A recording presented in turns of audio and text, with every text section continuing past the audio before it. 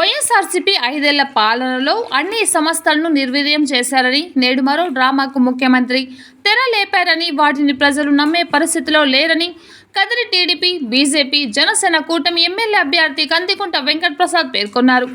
ఆదివారం తనకల్లు మండల కేంద్రంలోని వైసీపీ సీనియర్ నాయకులు, మార్కెట్ యార్డ్ చైర్మన్ ఈశ్వర్ రెడ్డితో పాటు మరో 200 మంది ఎమ్మెల్యే అభ్యర్థి కందికుంట సమక్షంలో తెలుగుదేశం పార్టీలోకి చేరారు. అనంతరం ఏర్పాటు చేసిన సమావేశంలో ఎమ్మెల్యే అభ్యర్థి కందికుంట వెంకటప్రసాద్ మాట్లాడుతూ, వైసీపీ ప్రభుత్వం వచ్చాక రాష్ట్రంలో ఎవరికైనా ఎక్కువ నష్టం జరిగిందంటే అది రెడ్డి సామాజిక వర్గానికని తెలిపారు.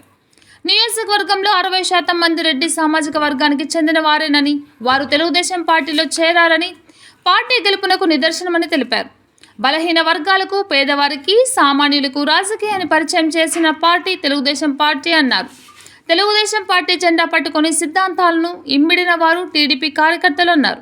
కదిరి నియోజకవర్గం ఏర్పడినప్పటి నుంచి టీడీపీ ఇన్ఛార్జిగా ఎమ్మెల్యే అభ్యర్థిగా కొనసాగుతూ వచ్చినట్లు పేర్కొన్నారు. వైసీపీలో 3 మారనున్నారు. ఒకరు బెంగళూరు నుండి, మరొకరిని బళ్ళారి నుండి తెచ్చి కదిరి నియోజకవర్గానికి హిందూపురం పార్లమెంటుకు పోటీ చేస్తే ఓట్లు వేసి గెలిపించడానికి ప్రజలు మూర్ఖులు కారని అన్నారు. మీ అందరికీ అండగా ఉంటానని, వచ్చే ఎన్నికల్లో టీడీపీ విశేష కృషి చేయాలని పేర్కొన్నారు.